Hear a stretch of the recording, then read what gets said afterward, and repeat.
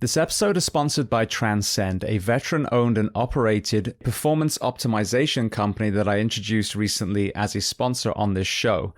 Well, since then, I have actually been using my products and I've had incredible success. There was initial blood work that was extremely detailed, and based on that, they offered supplementation. So I began taking DHEA, BPC 157 for inflammation, based on the fact that I've been a stuntman, a martial artist, and a firefighter my whole life. Lots of aches and pains. Dihexa to help cognition after multiple punches to the head and shift work, and peptides. 4 months later, they did a detailed blood work again, and I was actually able to taper off 2 of the peptides because my body had responded so well to just one of them that it was optimized at that point. So I cannot speak highly enough of the immense range of supplementation that they offer, whether it's male health, female health, peptides to boost your own testosterone, which I would argue is needed by a lot of the fire service, or whether it's exogenous testosterone needed, especially after TBIs or advanced age. Now, as I mentioned before, the other side of this company is an altruistic arm called the Transcend Foundation, which is putting veterans and first responders through some of their protocols free of charge. Now, Transcend are also offering you, the audience, 10% off their protocols, and you can find that on jamesgearing.com under the Products tab. And if you want to hear more about Transcend and their story, listen to episode 808 with the founder, Ernie Colling, or go to transcendcompany.com. Welcome to the Behind the Shield podcast. As always, my name's James Gearing, and this week it is my absolute honor to welcome on the show world champion freediver Alexey Molchanov and founder of The Six, Sonya McVay. Now, in this conversation, we discuss a host of topics, from Alexey's exposure to freediving as a child, the trauma of losing his mother, the importance of cardiovascular training, lung capacity, overcoming fear, and the incredible work that Alexey and Sonya are doing together to combine their skill sets and bring them to the fire service. Now, before we get to this incredible conversation, as I say every week, please just take a moment. Go to whichever app you listen to this on, subscribe to the show, leave feedback, and leave a rating. Every single 5-star rating truly does elevate this podcast, therefore making it easier for others to find. And this is a free library of well over 1,100 episodes now. So all I ask in return is that you help share these incredible men and women's stories so I can get them to every single person on planet Earth who needs to hear them. So with that being said, I introduce to you Alexey Molchanov and Sonya McVay. Enjoy.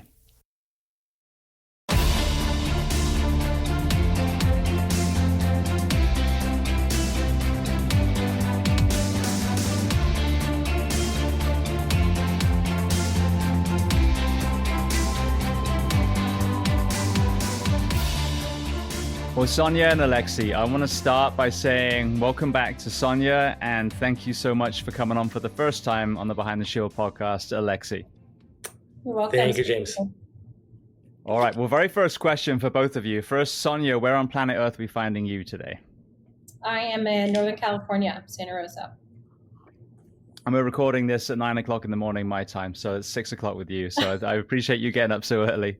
Alexey, what about you? Where on planet Earth are we finding you today? I'm in Sicily, in Italy, and getting ready for the World Championships, which will be in September. And diving, going have some adventures. Yesterday I was going up to the volcano, so training in Italy and enjoying the local nature. Now, I know you're not Italian originally, so let's start at the very beginning of your timeline. We're going to stay with you for a bit, and then as we progress through, we'll bring Sonya in. So, Alexey, tell me where you were born, and tell me a little bit about your family dynamic, what your parents did, how many siblings. I was born in Russia, in Volgograd, before it was Stalingrad. The city it's a relatively big city, 1 million people, on the river Volga, and very strong traditions in swimming in the city. And I was a swimmer since I was 3 years old. And my mom was my coach. She coached me how to swim proper styles when I was 3, 4 years old. At 4, I was already competing. And at 3 years old, actually, before 4, I was swimming 500 meters backstroke nonstop, and it was like my first sort of record when I was a kid. And I have a sister as well. She was swimming as well with me. She's 2 years older. Now she's not competing as me right now. She's not an athlete, but she's more into architecture and design, etc. But my mom trained me for many, many years as a swimmer. And when I turned 17, she was already doing freediving, breath hold diving, and she taught me freediving as well. And then we trained together and traveled the world together to compete in championships for the next 10 years until 2015.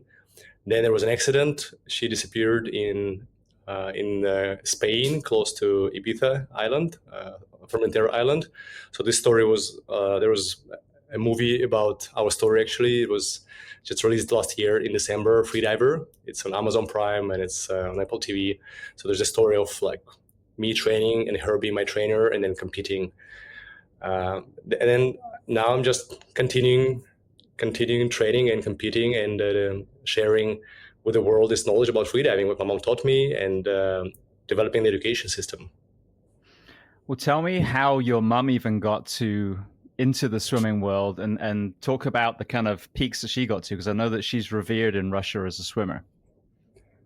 She was a swimmer and also a fin swimmer, swimming with monofin.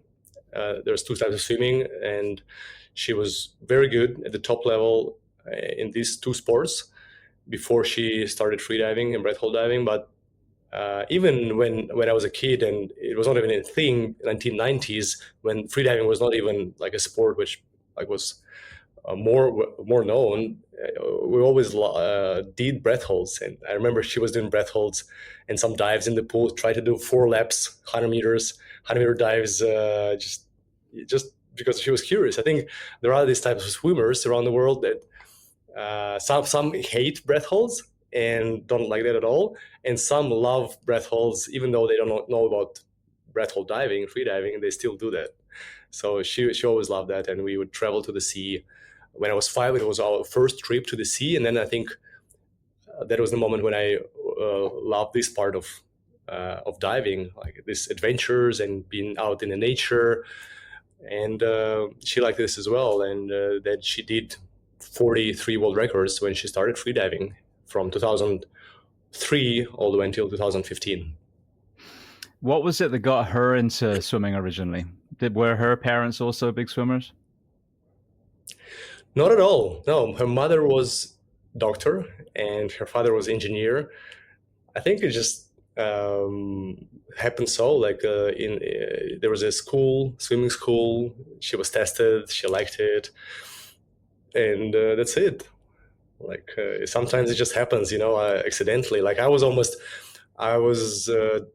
like I was tested for violin when I was 4 years old, like accidentally, when I was going with my mom and my sister to the art school. My sister wanted to draw. She really enjoyed arts. And then there was a school with music and also with arts.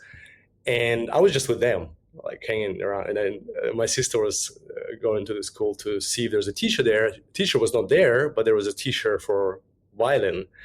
And then this teacher said, "Hey, let's go. Like, let's try violin instead of arts." And then she was tested, and I was 4 years old. And she said, "Okay, let's go. Like, you will be tested too." And I got tested for violin. And then I played violin for 7 years because I actually had really good hearing. I could play violin really well. So it was just an accident. Then I had a choice when I was 11 years old or somewhere there, if I want to stay in music or if I want to proceed and do more swimming. So I chose swimming. You mentioned obviously all the mentorship with your mother. What about your father? What was he doing? He was engineer as well, and he was a swimmer, also high-level swimmer in swimming and in fin swimming. That's how they met. So my mom met my father. They both were swimmers, and my mom continued. She was a teacher, and she taught kids. Her education was in sports science. But then my father was an engineer. He didn't continue this career. He was working, and he enjoyed all adventures, ocean adventures as well. But my mom was much more into that, and I think that's why she continued and started actual sport when she was 40 years old. But father was supporting this, but not as active in the actual actual sport. As you were going through the school ages, was this something you were already thinking of doing as a career, or were you dreaming of something else at the time?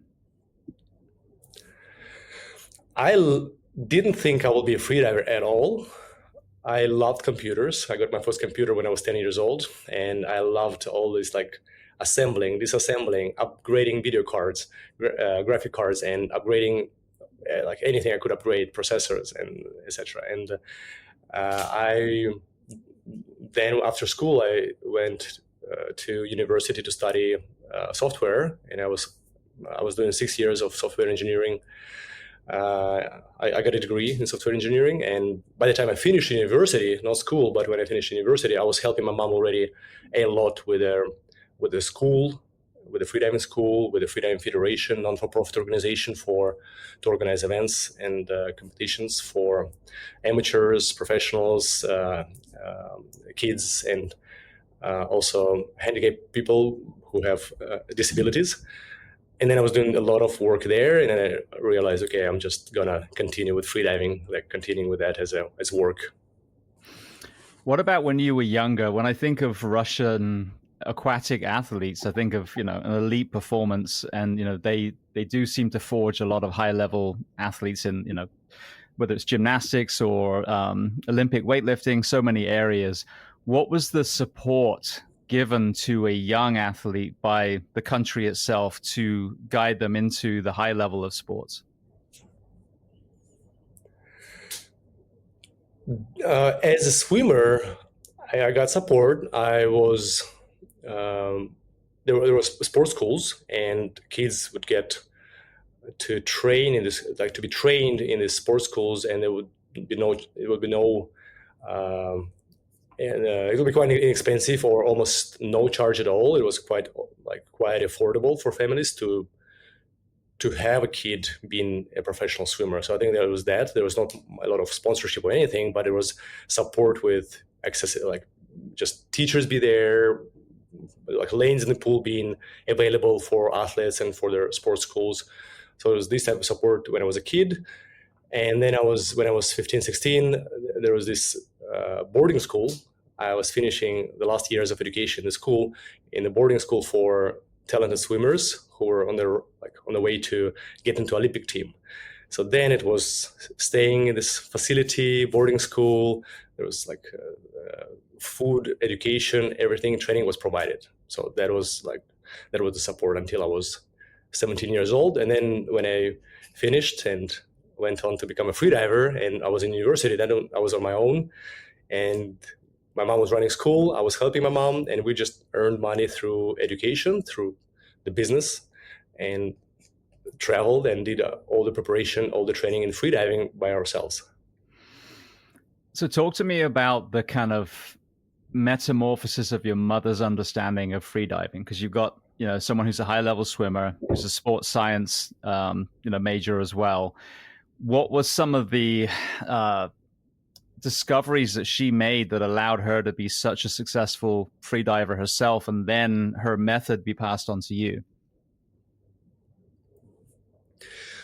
When she started, and it was 2003-04, a lot of freedivers were from yoga, and there was not a lot of sports science introduced into freediving, not a lot of exercises, repetition, load, like periodization. So training properly as an athlete was not there yet. It was a lot of relaxation, which is a very important part of breath hold and diving. But it was not a lot of teachers who would actually train students to do that as a sport. So she introduced that methodology. Even until now, a lot of education agencies in freediving around the world, they would take scuba diving approach, do courses, but there is no follow-up. There is no continuous training. And that's what she introduced as well. There are courses with theory and with exams and practice, but there is also continuous training that she developed as a professional in this area. And that was something that helped her to progress from season to season and win in each discipline, like depth or pool, static breath hold, dynamic, distance to dive as far as possible, and in depth, but also progress, but also teach students to teach me, and then I was progressing. Then not only me, there were a lot of students who did some high level results with her method. I think that was the main new thing she introduced. So talk to me about, you kind of touched on it, all the different areas of competition within the free diving world. It's depth and it's pool. In depth, we compete. It's my main discipline. We go as deep as possible. And there is a discipline which is outside of competition, something maybe you saw in the movies in the Big Blue from Luc Besson. And that's an old movie. It's like a Bible of freedivers, 1988. And there they dive without fins or without actually kicking the fins. They have the fins, but they use a weighted sled, extra weight to go down, and the balloon to come back up. So there's no movement. There is less energy used to actually dive. And there's two disciplines. There's one which is called no limits, just going down and up with no moving. Not movement, not like wasting any energy at all, sitting on the sled. And now it's even forbidden because it's quite dangerous. In the movie, the guys were pushing back in the days 100-meter limit, like 330 feet. Now, the latest record 10 years ago was, already 13 years ago, was 200, attempt to do 250 meters, which is almost like 800 feet. But then there was an accident, and Herbert Nietzsche, one of my friends, he got like consequences, and his dive was not finished according to plan. And then there's a whole story about this dive. But official record is still 200, I think, 14 meters. But there is no, like, it's forbidden because it's too technical, too dangerous. There's a second discipline, which is still not in competition. It's going down with extra weight, but swimming up with your own power, and it calls variable weight. So my current world record here is 156 meters, which is 510 feet. And it's still something like a feat. It's like a record. No competition, too technical still, less dangerous, but too technical. And then there are 4 disciplines going down and up with your own body without any extra help from the machines or any extra weight. Going down with monofin, going down with bifins, going down swimming breaststroke, like no fins at all, and traditional discipline using the rope. So you pull on the rope, and it's something like in old times people would do that to find food, to find something to pearls, and when there was no fins, etc., like thousands of years ago, and people were diving to do that in the last 8,000 years, and they would use the rope for that. And then there are pool disciplines: hold your breath as long as possible and swim in the pool as far as possible, with fins, without fins, with monofin, one large fin. That's it. And there is another one, actually, maybe you heard just recently. It's more like a Guinness record. It's not really athletic record for not a part of the sport, but guys do that because it's exciting and it's holding your breath with oxygen, which can be something actually you can relate to, like breathe from the tank, and it's pure oxygen, 100% oxygen. So 5 times more compared to normal air. We have 21%, but there these guys would breathe 100% oxygen and hold their breath for almost forever. The hard part there is CO2 toxicity. Carbon dioxide is accumulated. We cannot exhale carbon dioxide. And this is the dangerous part, because even recent record where Vitimir Maricic, Croatian guy, one of our top educators, my friend, he did 29 minutes. Then he finished it and he wasn't hypoxic. If you look closely, he wasn't blue, he wasn't hypoxic, but it's really hard because of CO2. So that's pretty interesting discipline.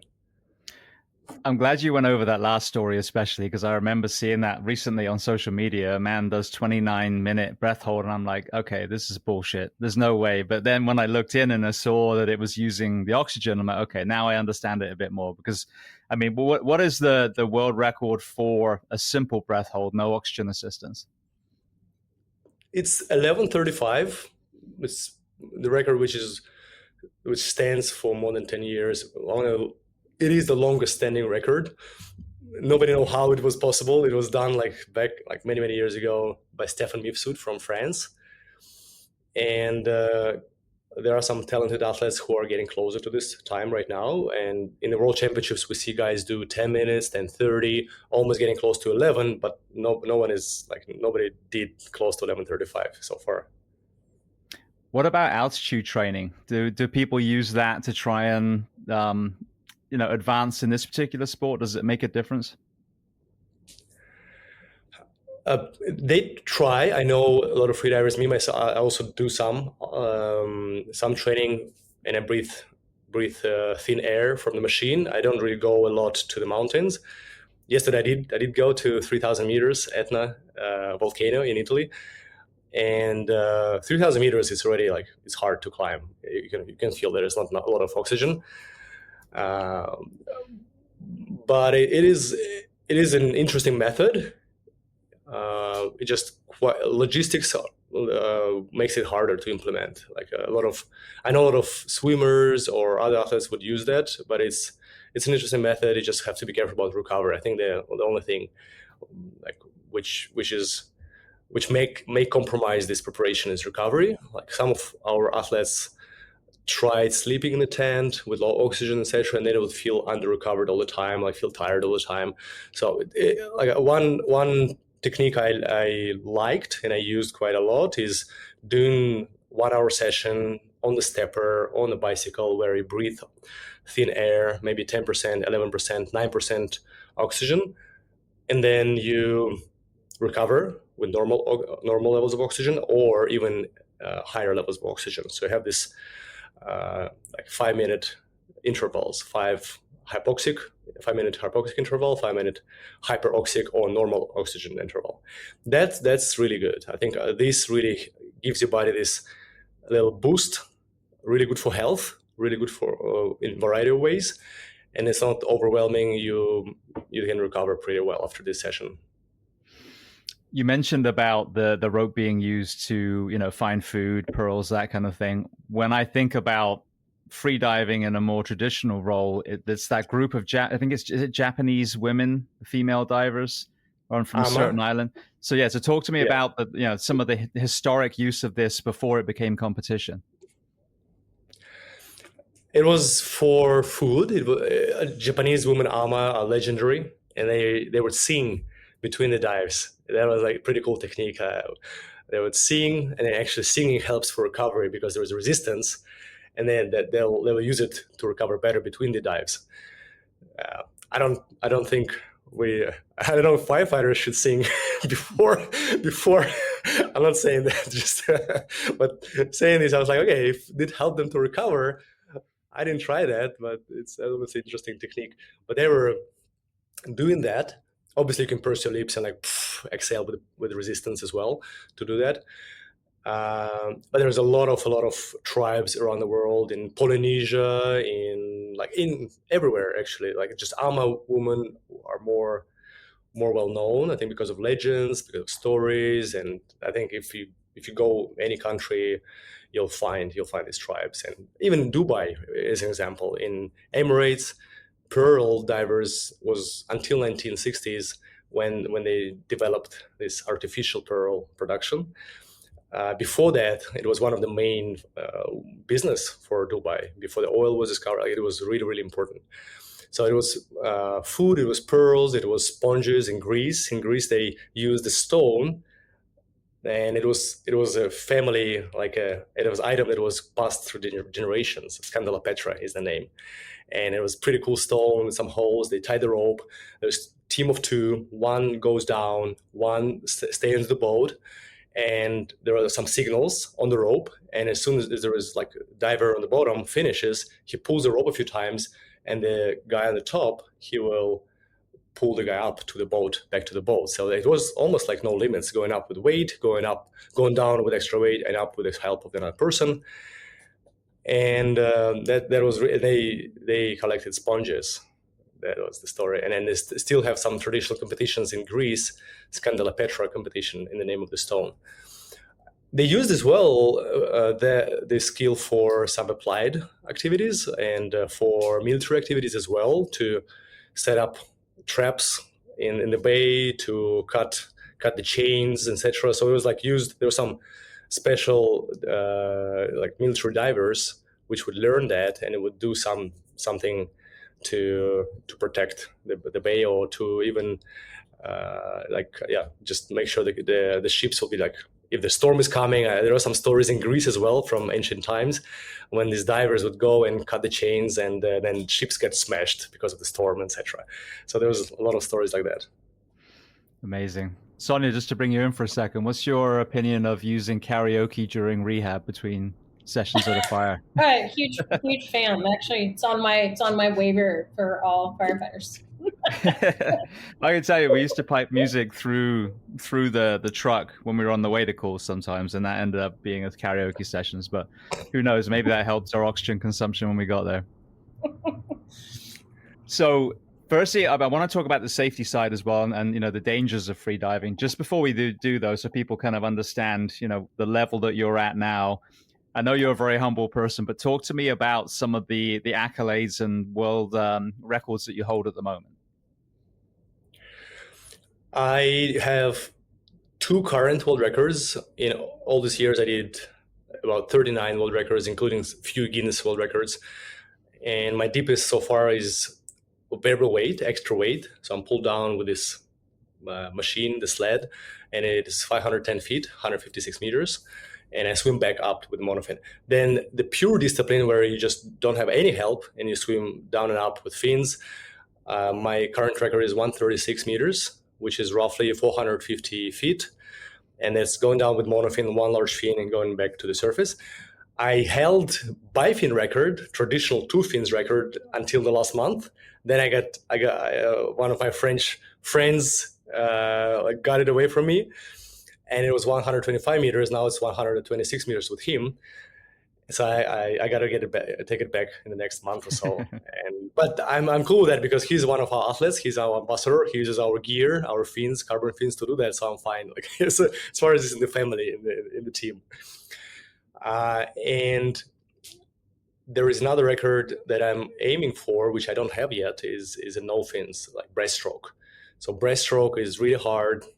Like a lot of physical exertion. It's really hard. Hypoxia is strong. It's not as deep. Current record is 103 meters, but that's what I'm aiming for this year. But anyway, it's another goal. Then Guinness record is rowing in cold water, so I like diving under ice.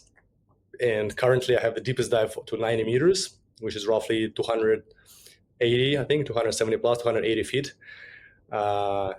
Maybe even more, a little bit, 290, and it's under ice. It's not as hard as it sounds like. It's actually cool. So I highly recommend, if you never tried ice diving, it's very beautiful to be under ice. So this is another Guinness record I did in all these years. But yeah, the main is depth. Do you notice the impact of the cold on your performance or your ability to hold the breath, knowing that it does kind of, help lower the body temperature a little bit? It doesn't help. No, it's harder. If the water is too hot and it's like you just can't relax in this water because it's too hot, then of course it's hard. Your heart is not slowing down, and you just feel overwhelmed with this heat. But it's only I think so far I had these situations in Philippines, in Indonesia, sometime, I think in the hottest time of the year, it's too hot.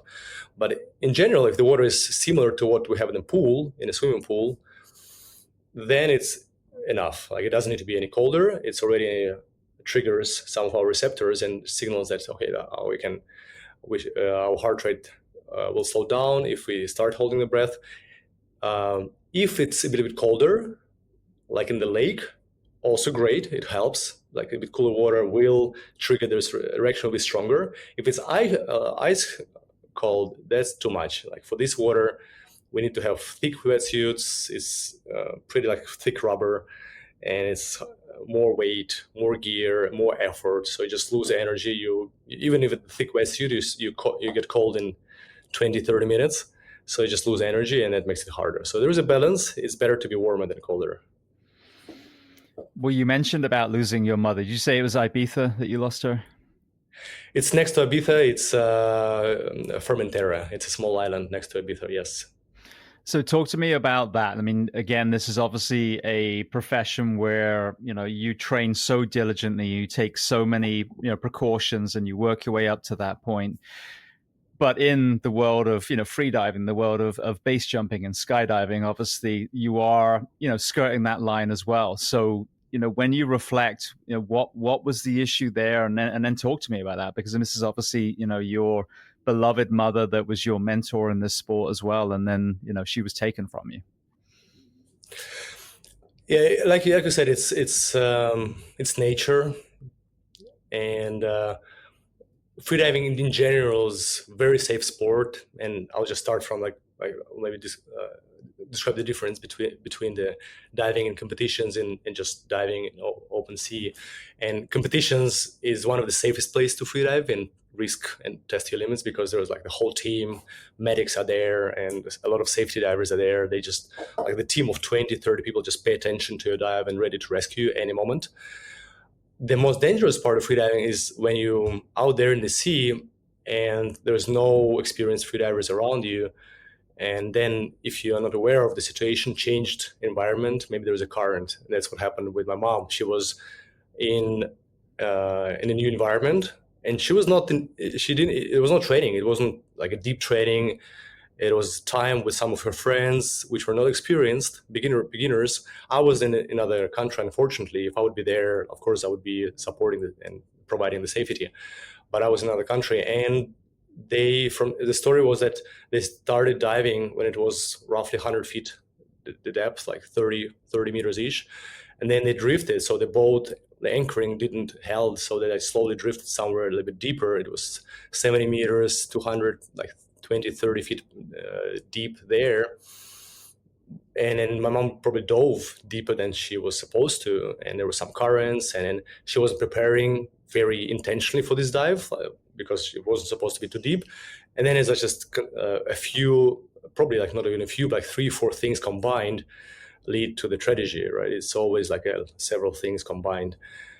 But they never found the body, so it was not impossible to actually even look at the computer to understand the profile, and that's their theory, right? And around the world, we have incidents like this with spearfishers. So the guys who dive alone or have no partner, that's one of the most dangerous part. And if you have a partner, if you communicate with the partner properly, you're informed, and the level allows for support. Like one is down, one is on the surface, and he can go down and actually bring the second person up if there is help needed. If there's a blackout or hypoxia, then this is the way to do this, and it is safe. So then after this accident, it was just another accident which highlighted these rules, and it was some of their dives that I was doing before, or some of their community members did before, I stopped doing, and then I don't do anything deep or relatively deep without proper team around.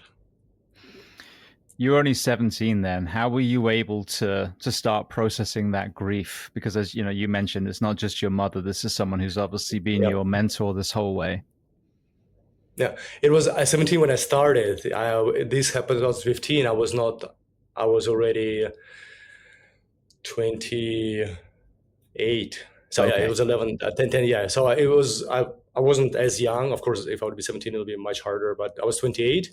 It wasn't easy. Of course, it was a big tragedy. And I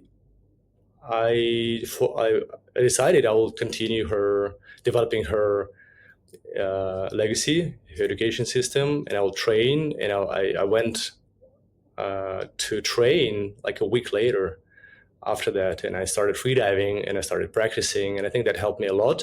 I felt that through the practice, through the breath holds, through being in the water, being in the ocean, I just do what I love, and it didn't result in me being scared of the ocean or being scared of this environment.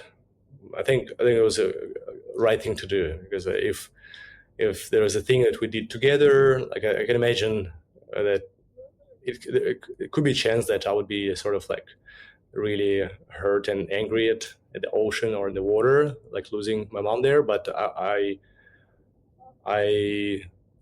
understood the reason. So I was thinking about the reason, understand why it happened. There was no experienced team nearby. So I was analyzing that and then understanding what I will change in my approach. And then it wasn't just some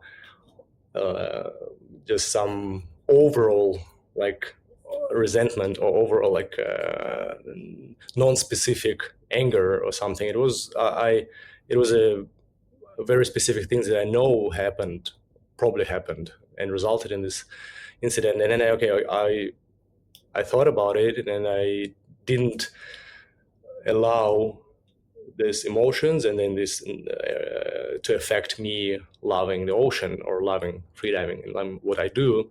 And I went back, and 1 month later I was competing in the World Championship, and I think it was a way for me to just get back to work, and getting back to work helped a lot.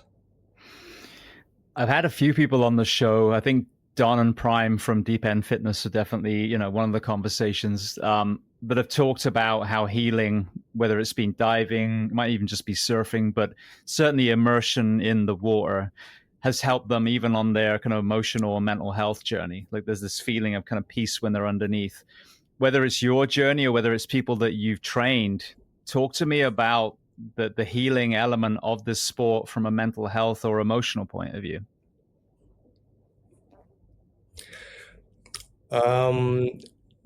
The breath hold and being in the water is very relaxing for us, I think, in general. So even starting from the land, right, before we go into breath hold and dives, when we see water, when we see any body of water, the river, the ocean, just observing that already helps us to relax. I think that it's something that works right away. So if we like to see the water, we like to see fire as well. It's actually good. There's three things people say we can look we look at it definitely, right? It's people work, the fire, and the water. So they say.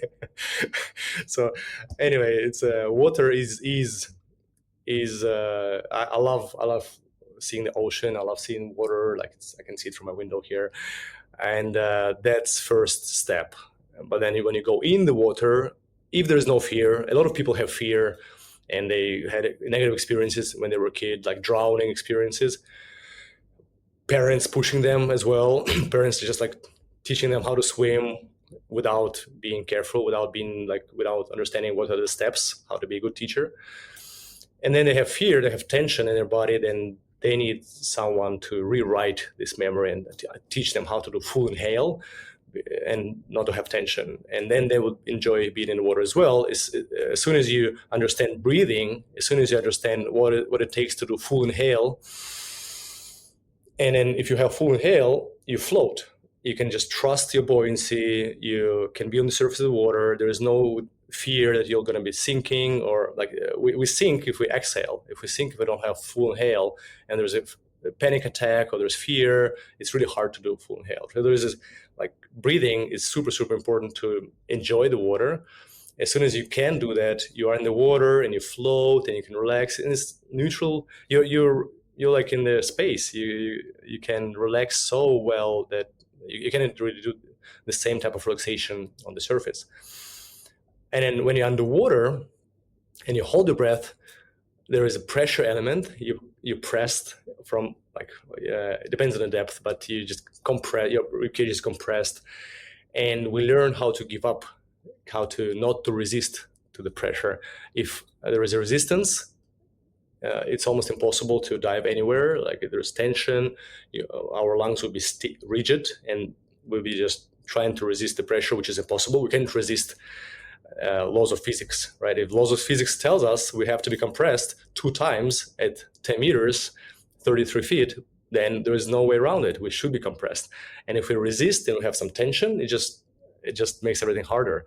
So we need to learn how to trust our body, learn how to trust environment, nature. There is some theory, so we study, we read some manuals to understand that as well. Then we experience this, and we learn how to trust that this process. And this experience, theory plus experience, have this healing effect where we connect with our body much, much better. This connection, feeling our body. This is, I think, what misses a lot in our modern days. It's like people don't really feel their body, or don't go like deep into their body and understand relaxation, what it means to give up, what it means to trust our body and allow it to save the oxygen and just provide oxygen to the brain and redistribute the blood flow, make the blood flow more intense in the brain and lungs and the heart. And then your arms and legs will be conserving oxygen by not using this oxygen too much. So this is the process. Like, you just learn how to trust and learn how to relax and feel the tension in the neck, in the shoulders. You just learn how to get rid of all the tension before the dive, during the dive. I think, and then there is another element, which is just fear, being far away from the surface, being far away from oxygen. And there you need to understand your resources better and understand, okay, even though I'm far from the surface, I know my body, I know my resources, I know my inhale, and even though I'm there, I can get back to the surface because I know my abilities. So this is also a very powerful part of this practice. Well, I think that's a perfect place to bring Sonya in now as the student initially, and then we'll progress to how this applies to a lot of the first responders listening. So Sonya, from your perspective, what was it that even interested you in the world of freediving? And then talk to me about your experiences as a student under Alexey. Yeah. Well, to be honest, because I fell in love with a diver. So I'm now engaged as of a couple months ago. Congratulations. Yeah, so Stephen Hood is his name. He he was a spear fisherman, an abalone diver. Part of Alexey's program does something called Deep Week, and I explain it like bougie Y camp for divers. So this man invited me to something called Deep Week to dive in Mexico in the caves, and I had never put on a wetsuit. I'd never put on a snorkel. He took me out to the ocean one time before we went, and I thought I was going to die. So I mean, really, I was following a man around that I had fallen in love with, and really I was learning the basics of how what Alexey was saying, like, don't die when you do this.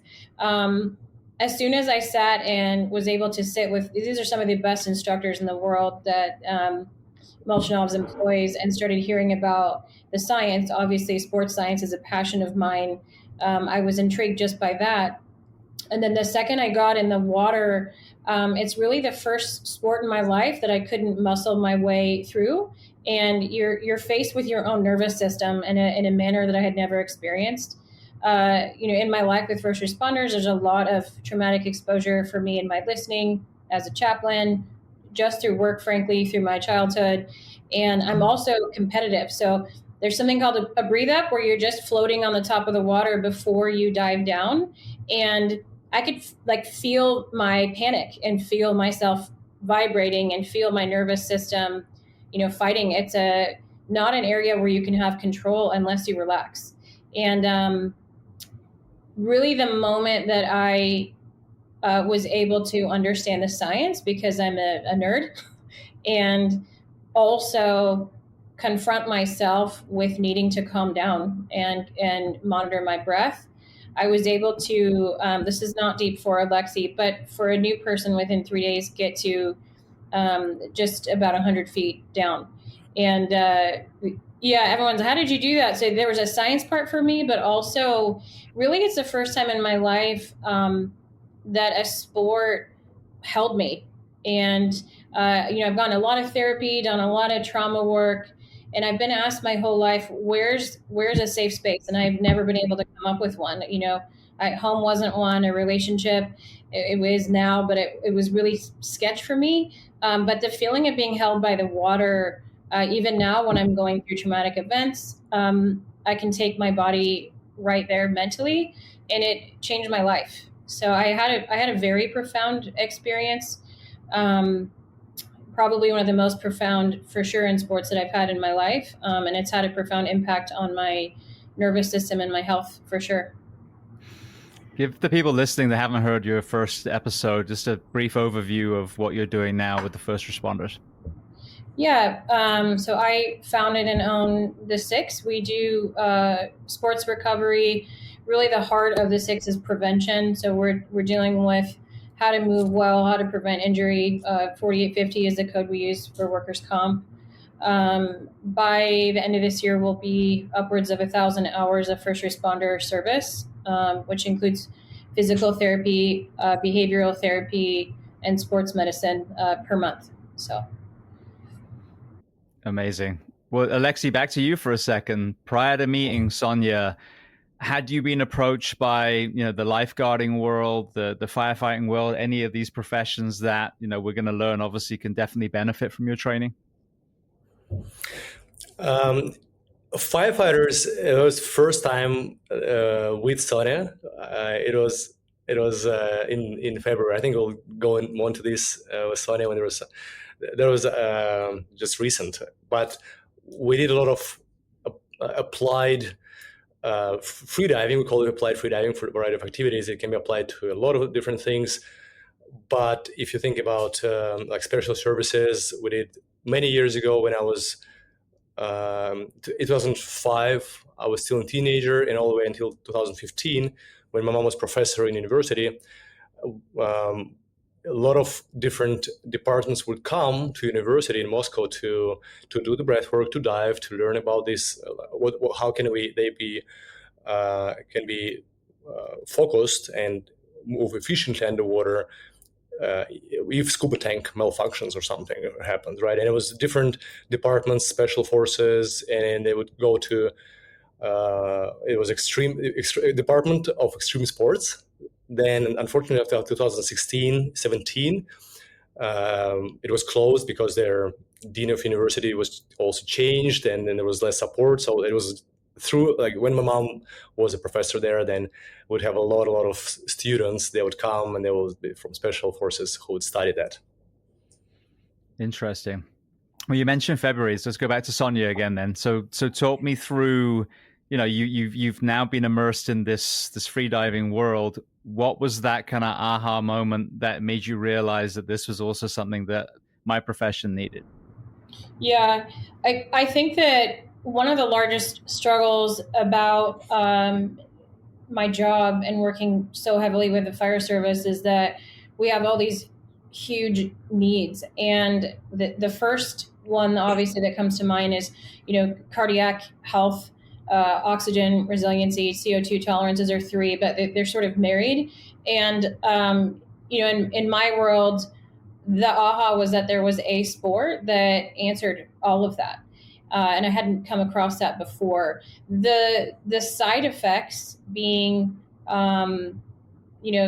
better sleep hygiene, addressing, nervous system disorder, things like that.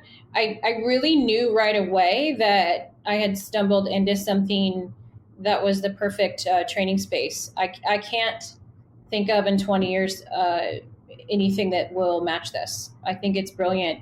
The other thing is, quite frankly, Alexey is brilliant. And so while I was expecting before I met him to meet, a pro, and I had ideas about who pros were, he explained the science in a way that blew my mind that I wanted the fire service to have. So it really felt like magic with all the science to back it up. And that really was the moment. I actually, when we first started talking, this is funny. We were in these vans in the middle of the jungle, and I do manual therapy as a profession. That's how I started. And now, I write coursing for sports. Equalization is a huge deal, right? How do you dive and how do you take care of your ears? And I was performing manual therapy on one of Alexey's partners that I didn't know was one of the top divers in the world in a van in the middle of the jungle. And he was able to perform much better, dealt with his issue. And then I was doing a palate adjustment, and he did the same thing to a friend of his and called and said, "What the heck did you just do? Who are you?" And we really got to have this amazing conversation. And so, initially we were talking about manual therapy and adding kinesiology Alexey talked about that being a special part of what Molchanov does that's different, is really come from a sports perspective and bring that to diving. And then because I'm me, I said, hey, what do we think about firefighters? And I'll let Alexey talk more about that. It was pretty cool. Alexey, if you want to add on to that. So when you heard that, what was your response? Well, initially, like Sonya said, we started with manual part. So our initial, I already knew how active is Sonya and how many ideas she has. So we started working together in this area, and then I think the breath hold and breathwork part was mentioned when there were fires in LA in February, and I think Sonya, you already knew that I'm working a lot on this program. We talked a lot more about it later, but I think I shared with you that I work on the breathwork for people even outside of freediving. Breathwork is a big part how we develop our lungs and learn how to deal with CO2 and hypoxia when we prepare for our dives. But then I see how beneficial is it for anyone, and even like in my example of working with divers before, right? Even the guys who have oxygen reserves, they dive while breathing, but they still came to me and my mom to study breath holds and breath work to be more efficient. So I knew since 20 years ago that it was really useful for a variety of services. And then now we created this program, which is online and like available to anyone, and not specifically, it wasn't specific firefighters program before, but then in February, Sonya reached out and like, hey, let's go and do breath work with firefighters who is on active duty in LA. And then we went, and I loved how it worked, and it was really good feedback from the team. Sonya can add on top of that. And then after that, we're doing another event in San Francisco, and then we just kept building the program after that. So I think it was thanks to Sonya being in very close to this to you, and just understanding the needs, very specific needs. Yeah, so James, he's talking about those huge LA fires. Unfortunately, this year, a fire captain that I was really close with, worked many weeks in a row, walked himself into an ambulance at 43 and passed away. His name was Kyle Hurd, from a department that I'm very close with. It was a cardiac event. This is a department that I'd been volunteering for, spending time learning fire for many years. I was also the chaplain that got asked. I got a call from his superior, and they said, hey, we can't do the notification for his young sons. They were 3 and 9 at the time. Will you come? And I actually didn't know where I was going. I was in my shop. I heard a firefighter was down, which happens unfortunately often in my line of work. Not this close though. Kyle was, if I get emotional, I apologize. Kyle was a close friend. And it was around the time that I had been diving and experienced diving. And, for me, I had written this post like 2 days before about how poor fire health was and how little, local economies were doing anything. It happened. And what I knew was that Kyle's particular department, they talked about the 6 at his funeral and how much we had been in there. And I have had to fight for every moment that I've been in a department trying to create change. And Kyle was a champion for that. I mean, this guy was like fit. He just got exhausted. And what I knew was that if we trained, oxygen resiliency and cardiac health, that we could avoid this. And it drove me to like, how do I get to like the Alexey Molchanov? It seemed impossible. And what I thought was impossible wasn't. He actually came to that department first. And we were able to put him in a firebox. We were able to suit him up. They were able to watch him use no oxygen while he's running laps around the building. And it was quite moving. And then I called again going on strike service in LA, and he flew down and did a training like right on site, and it was absolutely remarkable. It was absolutely remarkable and absolutely touching. This is really personal for me, and watching him dive in and give his time was pretty moving. So I've always said that I'm after the very best, and he's sitting right here. So, well, firstly, I mean, that's heartbreaking, and like you said, it happens all the time. I want to hit one more area, and then we're going to dive into performance, dive into longevity, because these all tie together. But Alexey, just before we do, you're operating at this absolute pinnacle in your sport. My profession are being worked into the ground, especially, for example, LA. There was a LAFD. A figure came out a couple of months ago that their overtime budget for the last 3 years was $1 billion.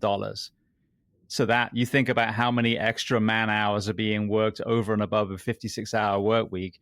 A big issue that we have is complete, sleep deprivation under recovery. So just before we dive into, breath work and all the positive things that you're bringing, talk to me about the importance of sleep and recovery in your sport specifically.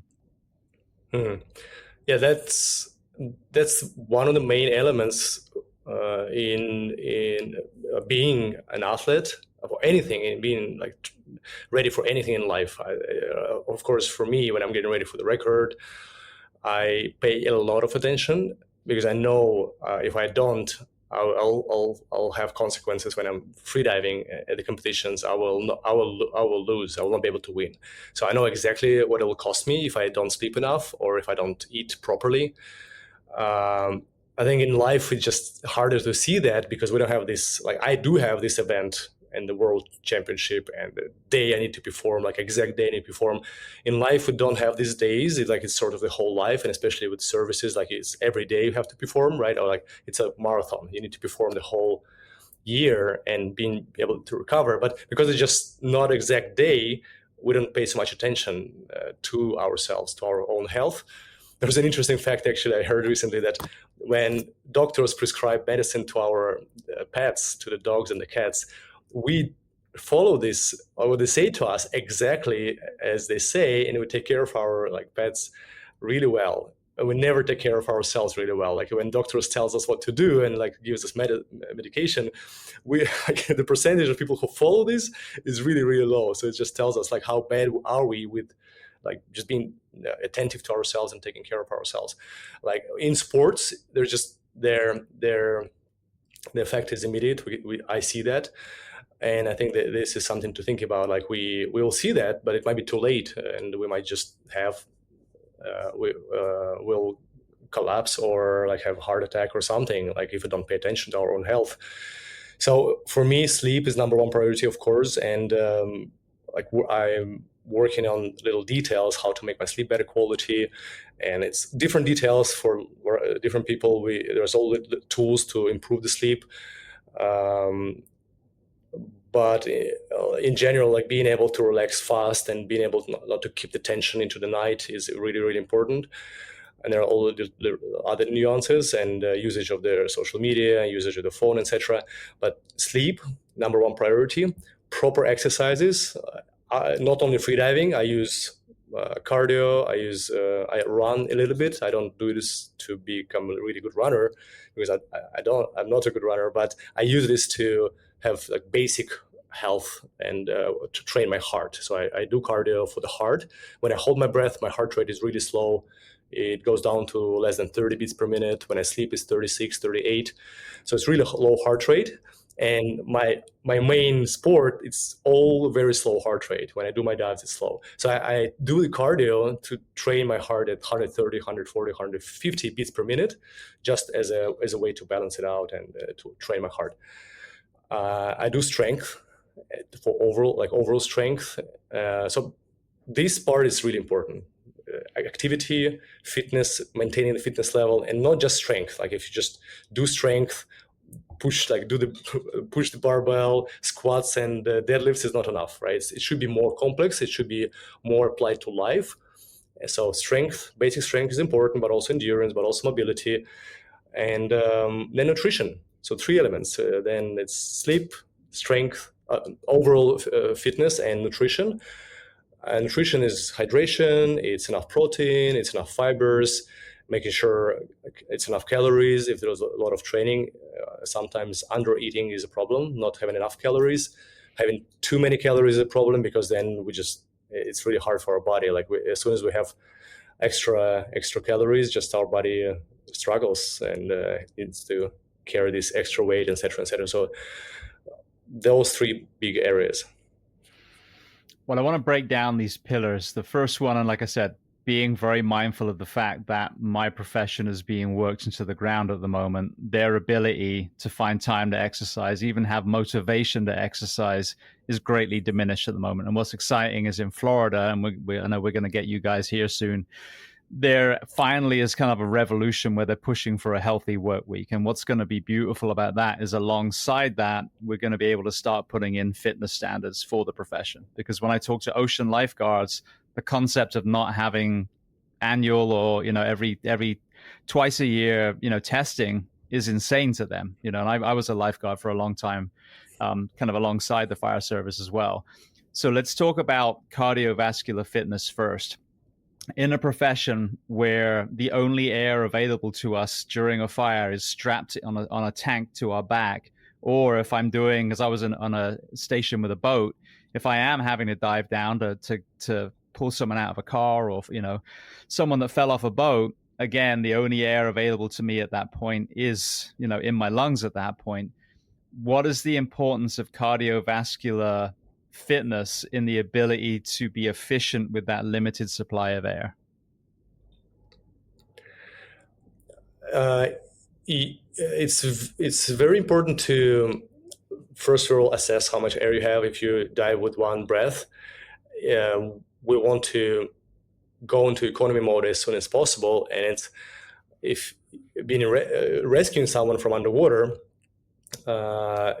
you want to use your energy as little as possible, still while moving and rescuing the person, etc. So having a good technique, it's one of the important elements. You want to be very efficient with your energy, and that will save oxygen, because as soon as you start moving with less efficiency, just kick too hard, move too chaotic, and use a lot of energy, it's not only oxygen that will waste, it's also will produce a lot of carbon dioxide, and it will give us this burning desire to breathe. This burning desire to breathe comes from CO2 affecting our nervous system, our receptors, and then it will make us tense, and then it will make us less efficient, and we will not be able to help underwater. So it's moving efficiently, not too slow, not too fast, like just enough for the task, and produce less CO2. And then if we do that, it will allow our body to adapt. If we use our resources too fast, our body is not able to adapt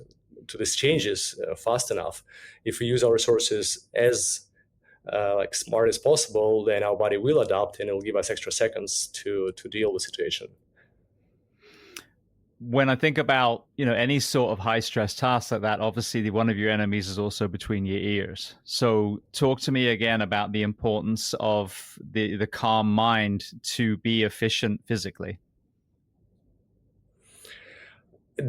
You will have calm mind. It's hard to be calm when you don't have this foundation and skills. It starts with exercises. When we have efficient technique, that's one. If we have efficient technique, we know we can use our energy efficiently, use our oxygen efficiently.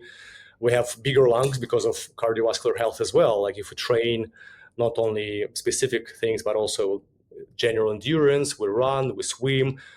Cardiovascular health is super important because we have usually bigger lungs. If we do breath work, we do stretches, that'll give us bigger lung volume. But also if in general we do running and swimming helps a lot because of breathing and swimming. Usually with inhale, swimmers would swim most of the time while being on inhale, and there's a lot of movement in the shoulder blade area, so that grows, makes your lungs really big. So all these elements, all this foundation will help to be calm, will help to just trust your own body's abilities. If your body is not ready, if you don't have a technique, you don't have developed lungs, it's hard to stay calm. It helps, of course, understanding the calm, understanding how to do this in theory helps a little bit, but you might not be able to maintain it in extreme situations. To be able to maintain it, it should be practiced. It should be something you do regularly. You do foundational activities, cardiovascular activities. You improve your technique, imitate the technique that will be needed in this specific situation, and then you trust your body abilities, and this will calm you because you know you can do this and you train it many times. This is what's crazy when I reflect back to, oh my goodness, 22 years ago when I went to Fire Academy. The only time we really talked about breath, they use the term skip breathing. So when you do get trapped in a fire and you're trying to prolong your tank before, someone comes and gets you, you can, use this technique, and you can use it, like if I'm climbing stairs on the way to a fire, I would try and use that to be efficient so that then I have more of my tank left for the high exertion elements. But that's about it. That's about the only time I ever really got exposed to anything about the breath. And just to circle around, like I said, if I go into a fire, what they call IDLH, the only air I have access to on the entire planet is that tank strapped to my back. So the fitness levels, the rest and recovery, the state of mind, the breath work, the lung capacity, all these should be front and center. But as I alluded to, a lot of our profession have been kind of just treading water because they're just worked into the ground, and performance really isn't, a conversation. As Sonya told that tragic story, it's just trying to stop us dying less is really the strength and conditioning, nutrition, all these, when you really look at it, they're just trying to minimize the deaths. Whereas I feel like as we move through this kind of health revolution that's starting here in Florida, now we're going to be able to put performance front and center, which is then going to create health and longevity as well. So with that being said, I'll throw it back to Sonya for a second. You obviously, have got this background in so many holistic areas, including breath work. What is it about Alexey's method that really made you realize this was so applicable? Mm-hmm. If we just talk about being human for a minute, which every first responder is, it's natural when you're faced with a crisis to go into hyperventilation. And really the most popular breath work that I've encountered with people that are pursuing their health in this space is Wim Hof, which is more hyperventilation. So when we listen to Alexey's protocols about training for the dive, if you're listening the way that I am, I'm listening for how do we confront your nervous system when you're going into a panic space, which is natural, right? I don't think that when James goes into a fire, you're like aware, that you're going to start having short breath. That really puts you into a disadvantage in terms of that CO2 buildup, as Alexey was talking about. And it's not to your greatest advantage. So every time I was listening to Alexey, it was exactly what I wanted to listen for, which was how do we, in a roundabout way, package up a practice that addresses, well, I'm human, what is my body naturally going to do? And can you, in fact, train yourself the same way you train to play piano or the same way you train to play football, to the second that your body starts resisting pressure or resisting trauma, can you recognize it and change the narrative? Will your body automatically start to get into a breath space where you're calm, you only use the amount of energy necessary to do your task, and you come out for the win. So that's, again, I can't think of a better method for the fire service. Obviously, there's a lot of implication in terms of water rescue space, but that's exactly what we need to be doing. Cardiac health and oxygen efficiency are not the same thing. They're quote unquote married, but they're not the same. And I've heard a lot about cardiac health in the fire service. I haven't heard the second it was Alexey used the term oxygen resiliency, and I was like, that's it. It was like a eureka for me as he was sharing about his methodology. Well, Alexey, let's get you to expand on that then. Talk to me about the principles of, your breath work, your training, and then let's expand on areas like oxygen resiliency. So with breath work for applied activities, not for freedivers, it's also something we use for our dives in preparation, but let's talk about how it can be used for anyone and for special also for tasks like in firefighting, what we discussed with Sonya when we were building the program. The first element, which is very obvious, is training your lungs, making sure you can breathe more with less effort. You develop your lung size, and you can inhale, exhale, ventilate faster, and get more oxygen faster when you need, for a variety of situations when you have a lot of effort. And if there is no technique behind it, it is some extra tension when we start breathing full lung size. We have tension in the neck, tension in the shoulders. That just makes breathing less efficient. So working on the efficiency, lung volume and efficiency. And to do that, we make our breathing muscles more strong, but also more flexible as well, and understand different parts of our lungs. How do we breathe with lower parts of our lungs? How do we breathe with good technique with the upper part of our lungs, etc.? So all these elements. Their next really important part, even before oxygen, is dealing with CO2, with the urge to breathe, and how can we stay calm? How can we change our reaction to stress? CO2 and urge to breathe is really, really stressful, and it's one of the most stressful things in life in general. Like their reaction to CO2 is naturally stress. Our heart rate rises, and we have tension somewhere in our breathing muscles. And when we focus on this exercise, we do something. We can sit still, or we do something like squats or any activity while holding our breath. And if we learn how to not react, we feel the urge to breathe, but we pay attention to our breathing muscles, to our neck and shoulders, and we relax attentively. And even though we do have the urge to breathe, we relax. We teach our body to be less reactive to this stress, so we can maintain calm in the stressful situations, and as well prolong the breath hold, as well be able to use more oxygen from our lungs. Because if we don't react, our body will adapt, and our adaptation abilities are insane. Like, we just don't know about our adaptation abilities. It's basically just getting to know what we're able to do. We don't know, and we never tried. And if we train this skill, we will be able to hold our breath like twice longer without being in danger. So there's those elements like lungs, CO2 tolerance, and oxygen efficiency, and being less reactive and not panicking when we just feel the urge to breathe.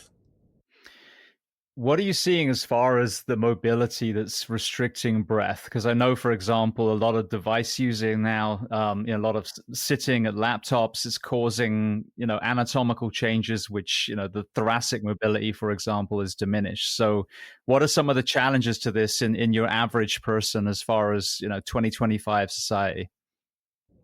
Sonya, we want to analyze? Yeah. Well, start with your experience. Yeah. So when before we really dove into the fire service work with Molchanov, this is what we were talking about, because I wasn't seeing a lot of research about this where you were marrying the two. The second that you have thoracic, we call it a kyphosis. So that lean forward, which is driving, which is computer time, which is phones. You're collapsing at the diaphragm, you're collapsing at the atlas, and you're losing between 20 and 30% of your oxygen. Like, the inhale is just not there. So posture by itself is a huge deal. Jaw tension is a huge deal in terms of equalizing and breath hold. It has everything to do with it.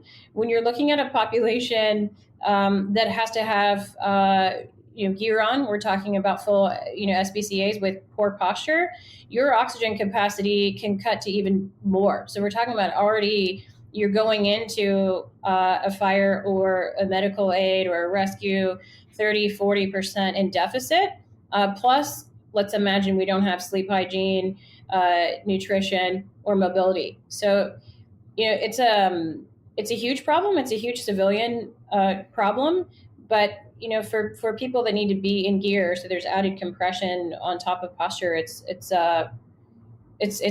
frightening, in my opinion, and it answers a lot of the why behind what's happening to our firefighters. So yeah. To support that, like if you, from all those three areas, biomechanics, the portion, etc., biochemistry, CO2 tolerance, and control of our nervous system, the third one. So biomechanics is a really important start. And when we do full inhale and we learn how to move while we hold our breath, there are exercises where we expand our lungs, we do rotations, we do arm swings, arms rotations, etc. Just learn how to move while on full inhale.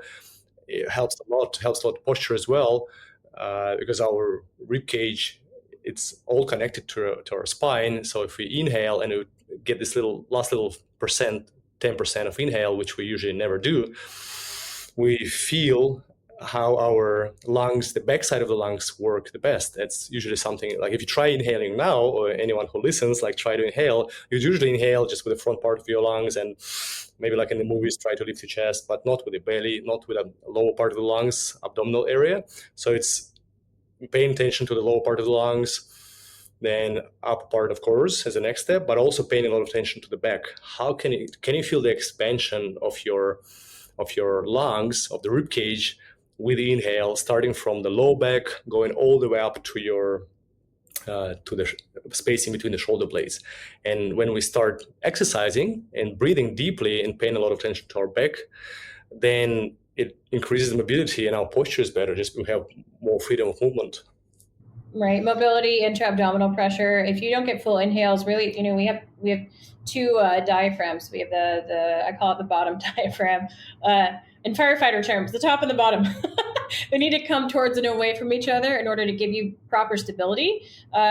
When you consider what Alexey was talking about, just being human, right? We're only using really the small percentage of our lungs. Typically, the lumbar and the sacral spine really don't have a lot of support at all. And again, if we look at where our firefighters going out, soft tissue injury is huge. Sports injury is huge. I don't know why it's not talked about more. It's actually like the most injury is in that space. Really without breath, especially for an athlete that depends on it, we don't have the stability just via breath in our spine, so which is called intra-abdominal pressure. So, I mean, we could nerd out about this for 3 hours. Well, you made the comment about being under load. One of the examples I've used, the very last place I worked next to me, and this was a place that didn't really see fire. Usually it was protected, a theme park. It was very well protected as far as sprinklers and extinguishers, etc. But next to the station was a 30-story hotel tower. And so if we were to put on the right amount of gear to go and fight a fire at one of the top floors, that ended up being 100 pounds of gear. So bunker gear, extra hose, some extra bottles to breathe from, and a tool. So nothing excessive, just a normal strip, high-rise strip we call it. And then you ascend 30 flights of stairs, and then you go to work. So again, in a profession that has so much load, and obviously the special forces, special operators would be another example of this, and then law enforcement.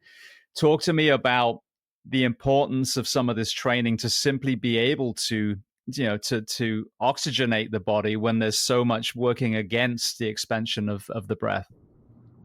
Yeah, well, you really have to train both. So, I mean, in the programming that Alexey and I wrote together, I took, all the demand of the fire service. I call it really rotational load is super important, meaning can you load my left side and stay heavy on the right, and vice versa. A lot of people that work out in this program, I call it bro workouts, which is a little bit of a silly term, but it's really these square bilateral movements that don't help you do things like run up a step, right? You're not going to probably carry the hose perfectly so that each side is equally loaded. So you'll see in our training program, there's a lot of rotation and a lot of movement. And then the breath practice is married right alongside it. So you have to perform both at the same time. And I'm not shy about saying I think it's necessary, right? I'm like, no, you signed up to do this job. It's hard. There's parts in the video see where even Alexey Molchanov is like, whoo, because we're performing dynamic movement and then some static movement with drive through. often that's demanding that you stay strong on either one side of your body or where you're loaded at a particular spot and have to hold everywhere else. I just think it's necessary. Again, to drive home, it's not just cardiac training. It's that CO2 tolerance, oxygen resilience, and fitness that is, 20 years of me working with firefighters, understanding what's necessary in order to have a long career. So. Alexey, when you put on the gear and were put through some of these evolutions, what were some of the aha moments that you had? I think weight-wise, I felt the weight. So just pulling, carrying gear around wasn't easy, and climbing ladder wasn't easy. So I realized, okay, you have to have fitness, basic fitness to do that, not to feel that. I think there's the moment where you can have such a level of fitness where you can do all these things and be almost you want not to feel that. You want to be so trained, so there is no effort. And I realized that there is a weight, yes, but in general I'm pretty fit. I squat a lot. I have big legs to squat, so I was able to do that. I'm like, okay, there is weight, but actually I can do, and I can learn how to do this without being exhausted or being out of breath. So I like this part, to start with. And then the second part was being in the building, in the burning building, and I think initially it was just natural reaction, me being there first time, and almost thinking, okay, do I have enough seal in my suit? Do I have? It's actually dangerous. I feel that sort of like a panic, not real panic, because I had a team nearby just next to me, and I thought, okay, they probably know what they do, so I'll be safe. But I was like, okay, did they really make it properly? Is there a good seal? And so a bit of panic, I felt that. And then 5 minutes later, 10 minutes later, I was able to calm down, understand how can I use oxygen less. And I've been told the stories about situations when firefighters are in the building, caught somewhere and can't get out, and they need to wait for someone to save them, cut the wall and to save them. And maybe it's done quickly, maybe it's not. And then I was sitting there and thinking, okay, how can we teach firefighters to consume oxygen as little as possible, do very, very shallow belly breathing. It takes a bit of practice to get used to it. Shallow breathing, if you overall train, and you can deal with carbon dioxide better, and you can stay calm, you can make your breathing much shallower, half of what you usually would breathe. So those thoughts were coming to my mind, and I think overall it was just also an surreal experience, being in the building. In my life, I never had this experience surrounded by smoke. There's a fire in front of me, there's smoke, and you don't have this opportunity. I think I was very excited to experience this, being there and understanding, okay, I can survive, I have this oxygen. It's been almost somewhere, in somewhere, felt like out of world experience, it's space, but something completely not belonging in everyday life. I mean, it parallels what you talked about when you're, 100 plus meters under the ocean. All you can do is trust your training and trust your equipment. And it's the same with us. When we go deep into a fire, I mean, if we actually took a step back and thought about it, it's terrifying, but you don't. You've been conditioned to that. One of the things that I found in my career, because I worked in Florida and I worked in Southern California. So from England, not used to extreme heat, and then I go and work in some of the hottest places in America.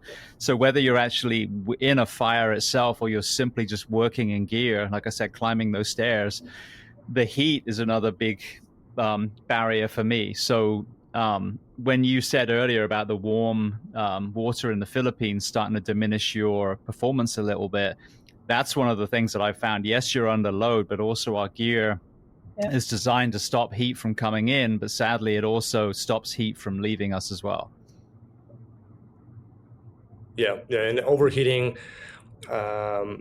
is a problem, like I mentioned in freediving, yes, but there I can imagine that being tense and just having extra tension in your body will be something that will increase temperature. And if you need to control your body temperature and it's hot around, you want to be as relaxed as possible. As little muscles as possible need to be tense, because that will increase the body temperature. So general body awareness, relaxation will be useful in this moment. When we hold our breath, when we do exercises while holding breath, we learn how to relax all the muscles that are not engaged in the activity, because that's essential. As little muscle, if we engage as little muscles as possible, we will use less energy, produce less carbon dioxide, use less oxygen. And then this awareness and just being attentive to this and being used to this, like as a technique, like at any moment, how can I be more efficient? How can I use less energy? Then it gives this, you will be able to then be cooler as well if you're in this situation.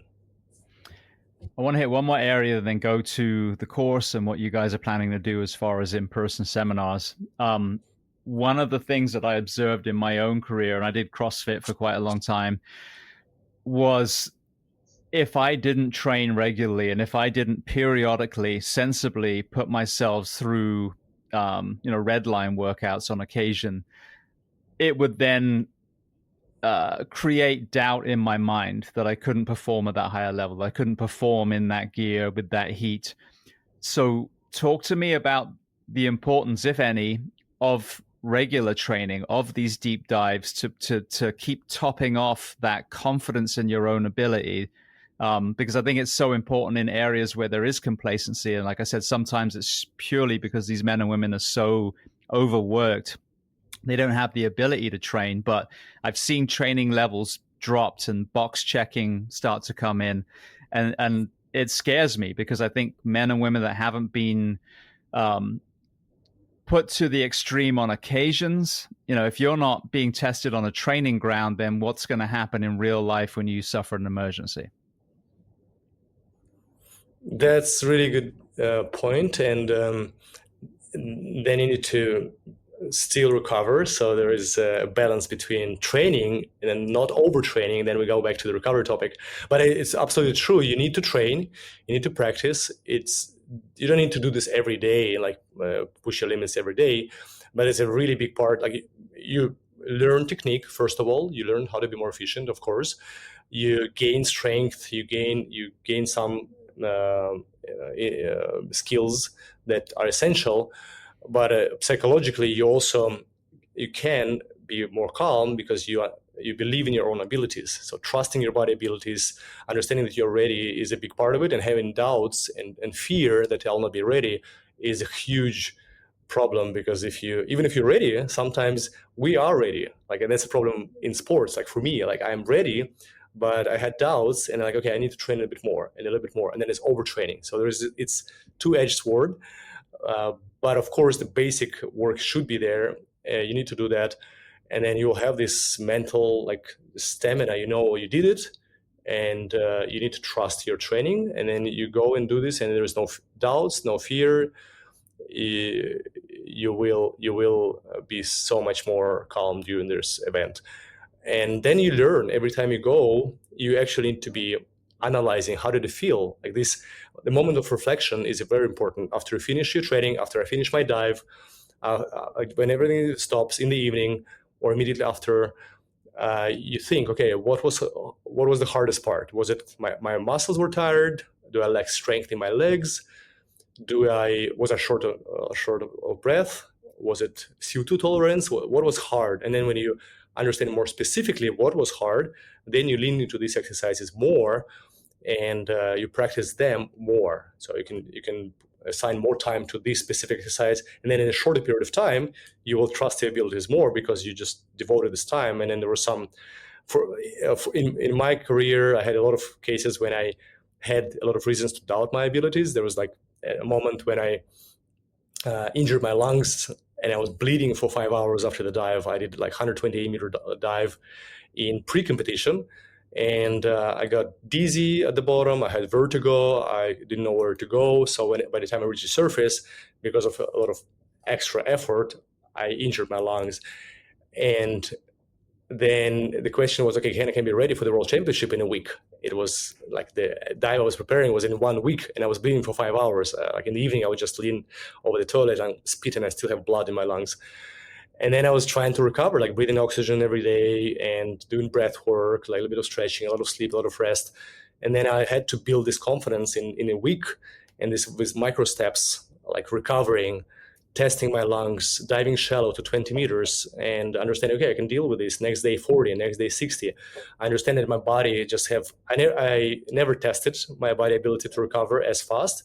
And then I tested it, and I was able to recover really fast, and I built this confidence fast with the specific elements. And it's thanks to this reflection. I did the dive. I thought, what can I do to recover as fast as possible? And I did some homework, exercises, etc. Tried again.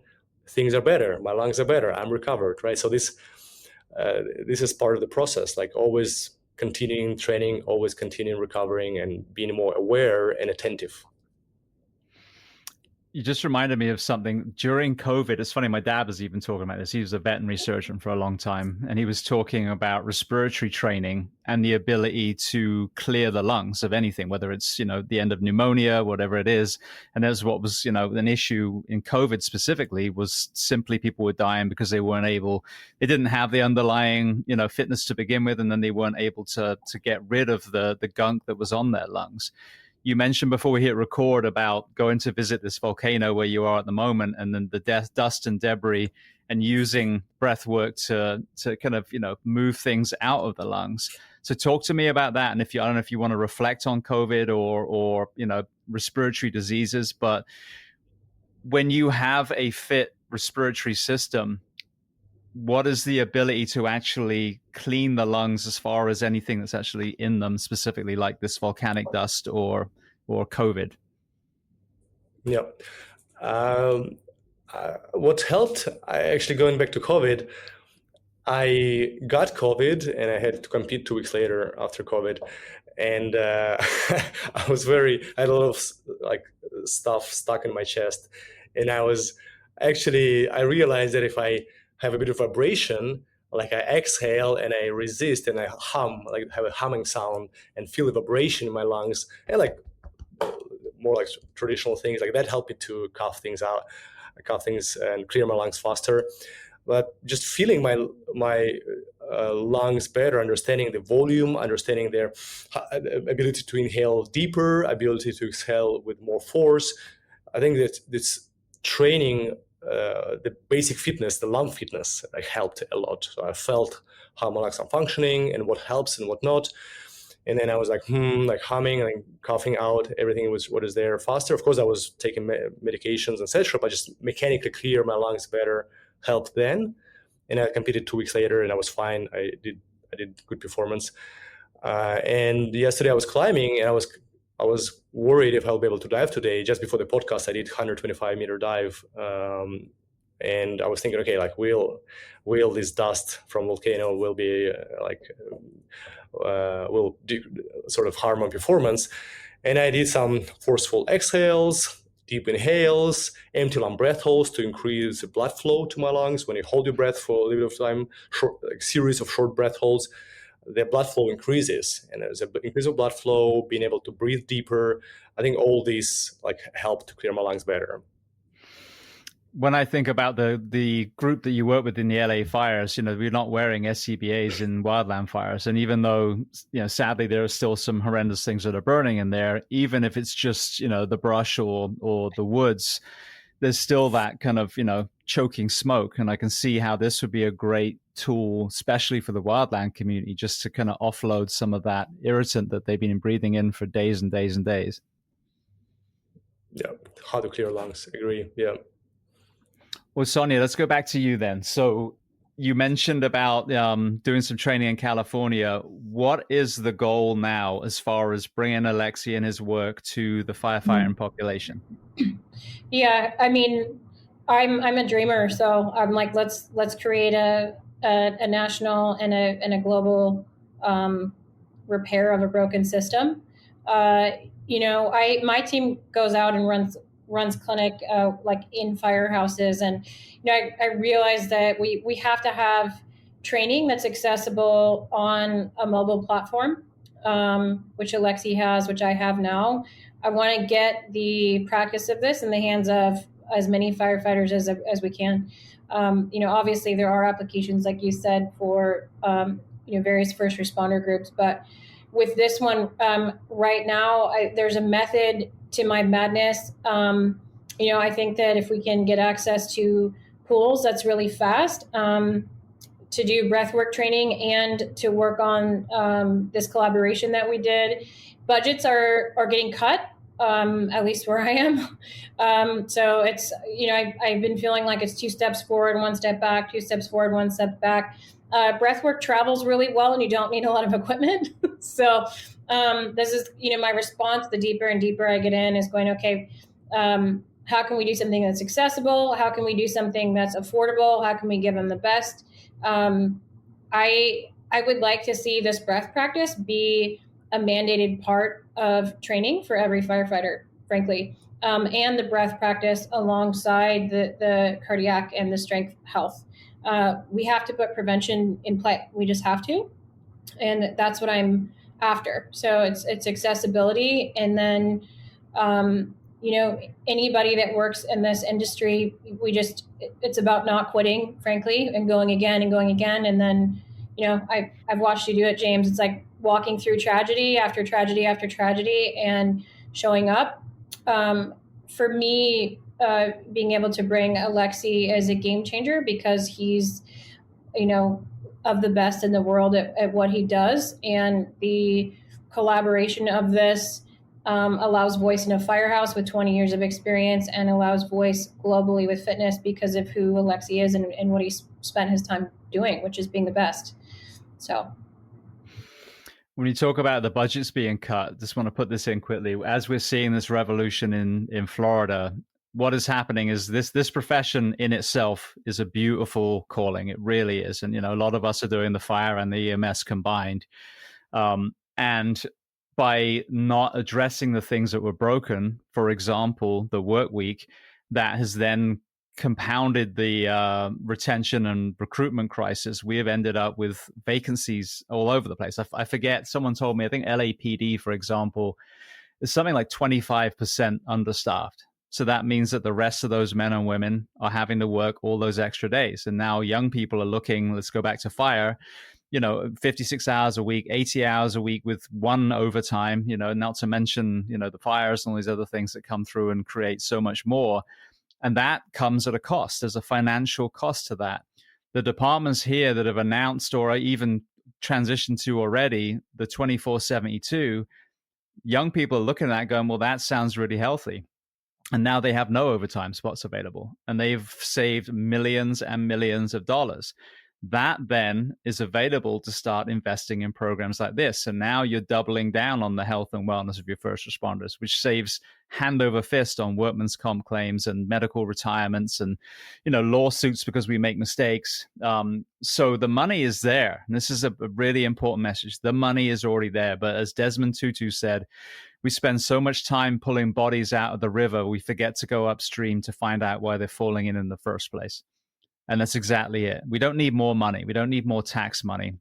We need to obviously, front load that. So that might require 1 budget year of more.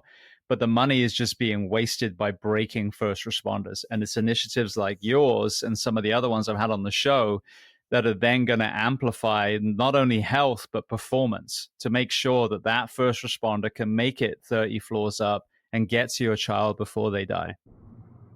Yeah, absolutely.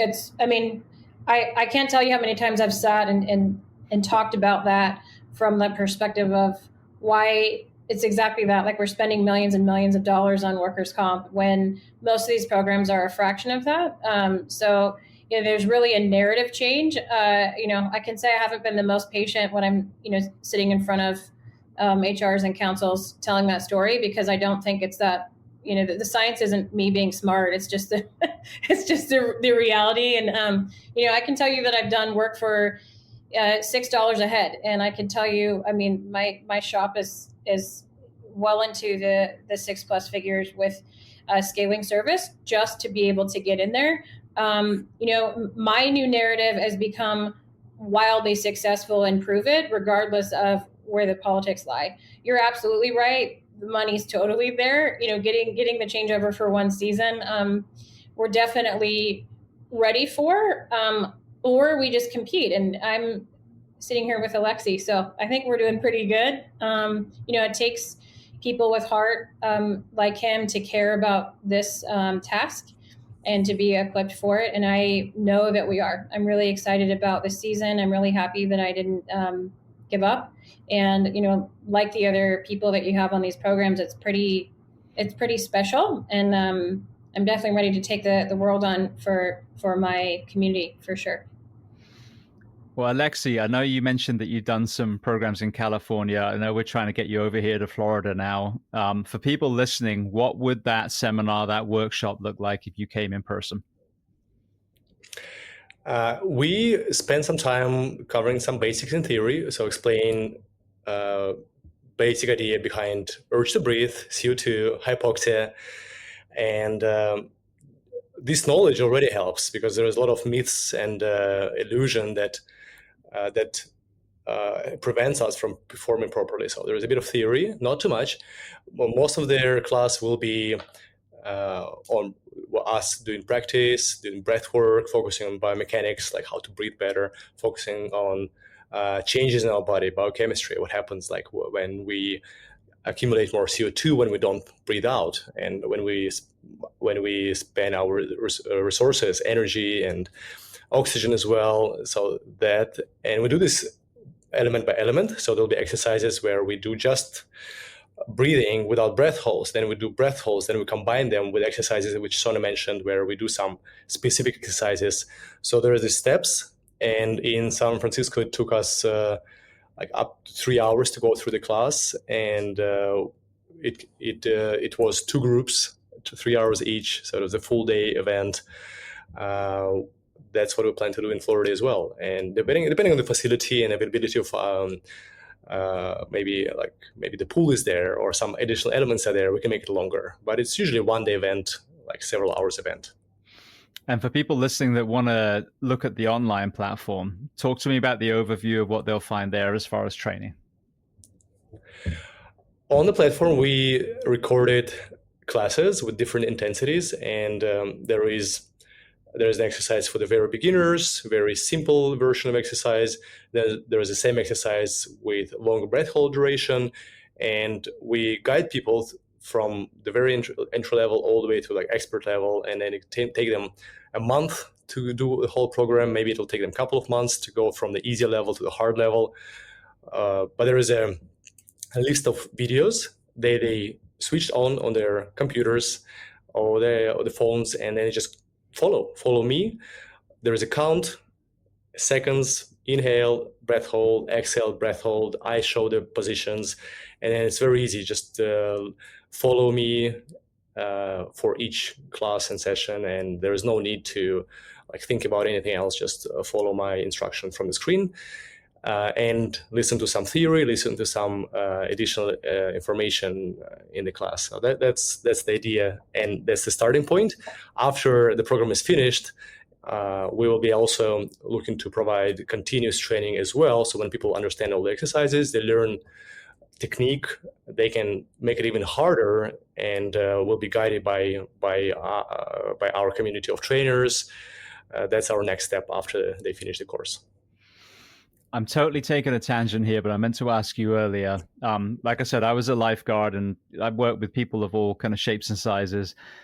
And I seem to be an absolute stone when it comes to buoyancy. Like if I hold my breath, I can kind of stay above the water, but my legs will sink immediately. I had friends that I did lifeguarding with that were a little overweight that would float effortlessly on the water.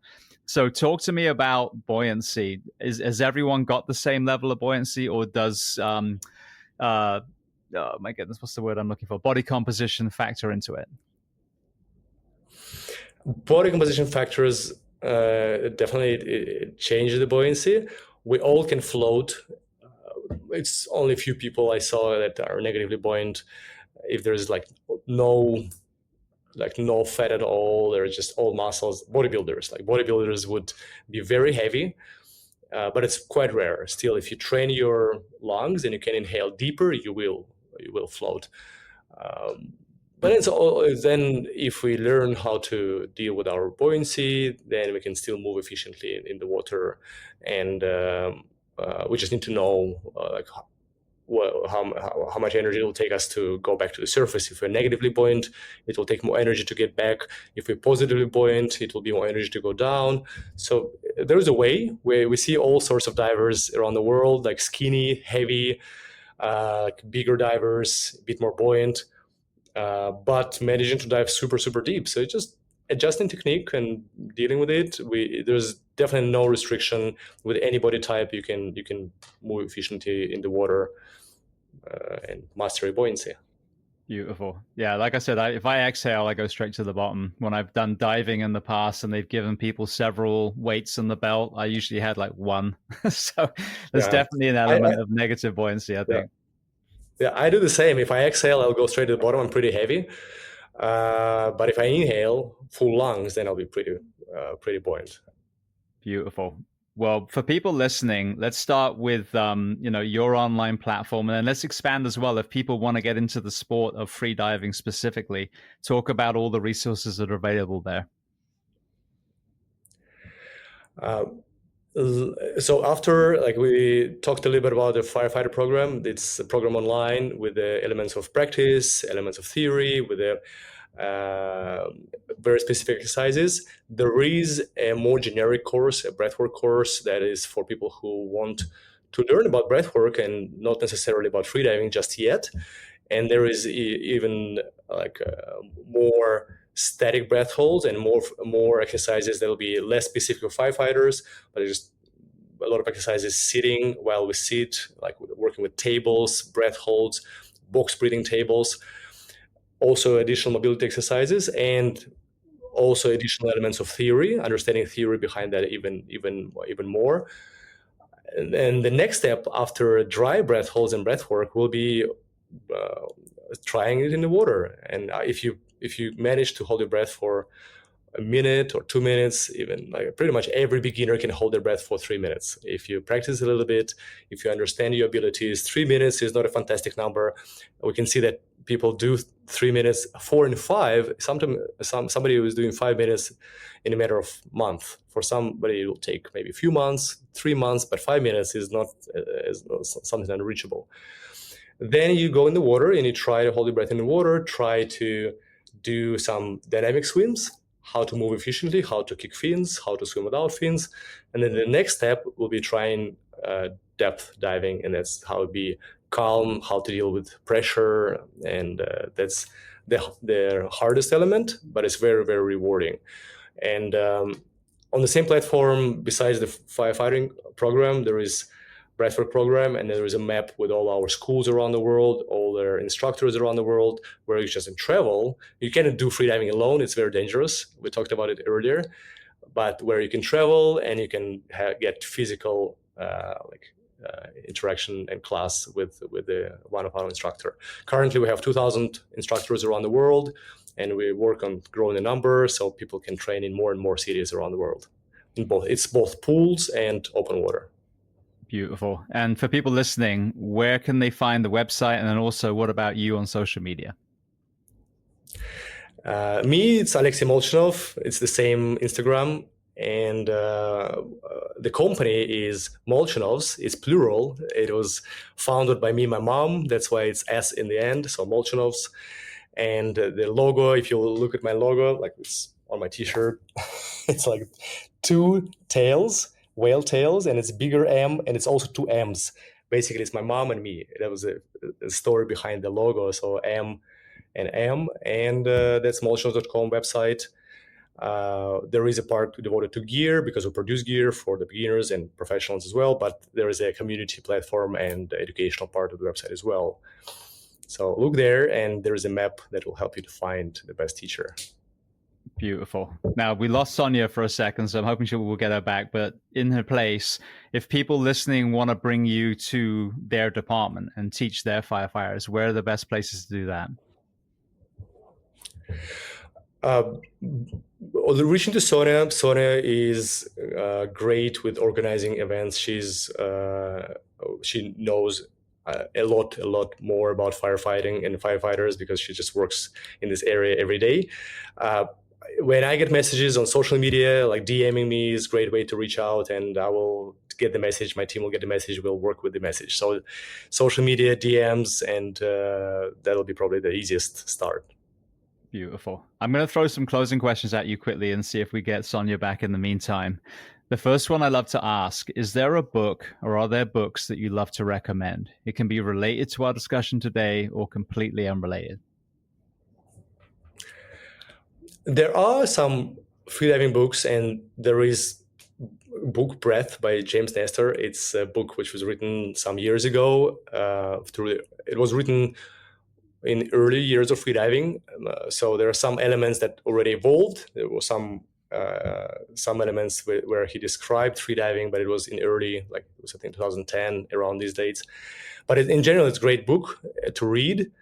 It has good ideas about breathing, the importance of breathing, of course. It's a not scientific book, but it's a very good read as well, right? So I think some elements are already like a little bit different nowadays, like more and more studies are there, but it's a great read. There is a book about some champions freedivers that I can recommend if you're interested about freediving. There is a very big book from Herbert Nietzsche, the guy who suffered this incident I mentioned, trying to do 250-meter dive, 800 feet dive in a discipline where there's no limits. And that's a book by Herbert Nietzsche. It's a quest, like the quest of, it's a longer name, but it's Herbert Nietzsche and a dive to 250 meters. I'll send exact name so we can maybe post it later. This is the book. Other than that, as for general books, I loved Principles by Ray Dalio. I think it's one of the books that is not specific to sports, but just in life. I think this was very, very good read. I read it a few times, so very applicable to life and to be focused, to understand what is strong at, what is not strong at. So this is another one I would recommend. Brilliant. And what about films and documentaries? Well, historical, like one of the earliest movie about freediving, Big Blue by Luc Besson. I think it's a very beautiful picture. Even many years later, it's an amazing story. I love this movie. I watched it many times. And the Freediver, the recent documentary, I think this is one that tells the story about the sport really well. And it's really beautiful done. Director did an amazing job, and the crew operators. And it follows one of my latest seasons where I tended to break 5 world records. And it tells a story about my mom, and there is interaction with the sperm whales, with the wildlife. So it's one of their, I think, really beautiful movie about freediving, the Freediver. Beautiful. Well, the next question, is there a person that you'd recommend to come on this podcast as a guest to speak to the first responders, military, and associated professions of the world? It's a good question. If I would think about our team, our scientists and doctors, we have very experienced medics, which make sure we are safe during the competition. And I could think of, I think in the US, in Florida, actually in Tampa, there's Juani Valdivia, who is neurosurgeon, and he's a freediver, he's national record holder, and he understands trauma very well, what happens in freediving. So and he's a doctor in general, neurosurgeon, so I think he can do a lot of parallels. What can we do to recover after traumas, and talk about lungs a lot. That'll be one person who's right next to you. Yeah, absolutely. Brilliant. Well, thank you. Well, the last question before we then go to Sonya, make sure we know where to find her, because we've got her back now. What do you do to decompress? Which sounds like a strange question, since we've been talking about that the whole 2 hours. But are there any other areas that you use to decompress these days? Well, I like to I have a lot of action in my life. I don't take specifically like a full week off or full like days off myself. I think what I'm really good at, and I'm training a lot. I'm doing a lot of things. I work, I train, but I recover really well. So I'm making sure my sleep is good. I do power naps. So if I have half an hour, I will sleep in the middle of the day. I'll do that. And then I don't really find myself in the need of like decompression or like I need a week off. I never do. So I have a lot of different. I do switch activities sometimes. It can be competition season. I focus on deep dive, and then I switch. It's a pool season, and then I have a season where it's more work related, and I work a lot. So I didn't. I think it's just maybe me been training for my whole life since I was 3 years old, but I don't like to rest. I cannot rest. I cannot just be somewhere and like rest. What I love is I love to go to saunas and hot tubs. I love that. So if I have some time to go with friends, I would go and like spend 3-4 hours, cold plunge, hot tub, and saunas. I will do that for sure. Brilliant. Well, Sonya, just going back over to you.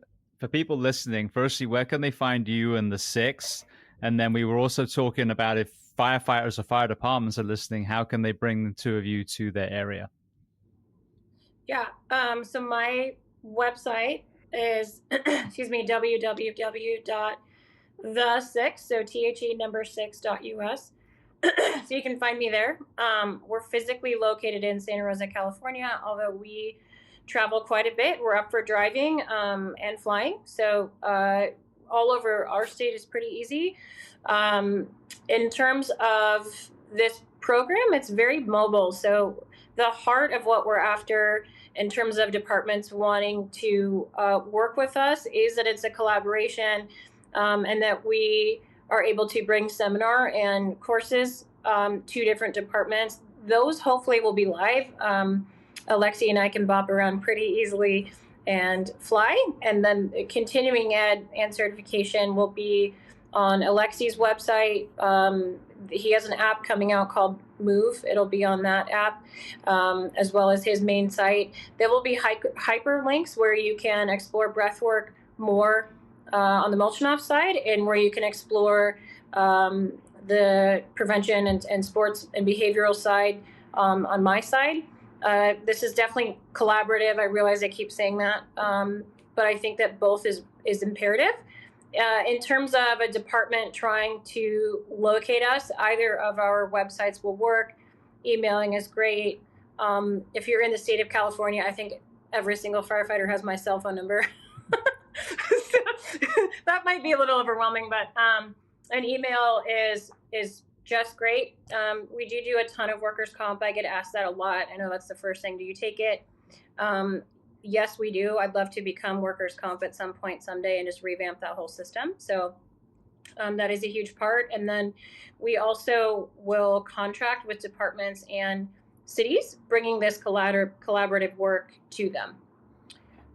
Well, I want to thank you both for such an amazing conversation. We've been through so many different areas. Alexey, thank you not only for what you're doing for our population now, but also for the storytelling and your vulnerability in this as well. But the application of this is just so obvious to me, not only, like I said, on the health and wellness side, but also on the performance side, which is what we should ultimately be talking about in this profession. So I want to thank you both for being so generous with your time and coming on the Behind the Shield podcast today.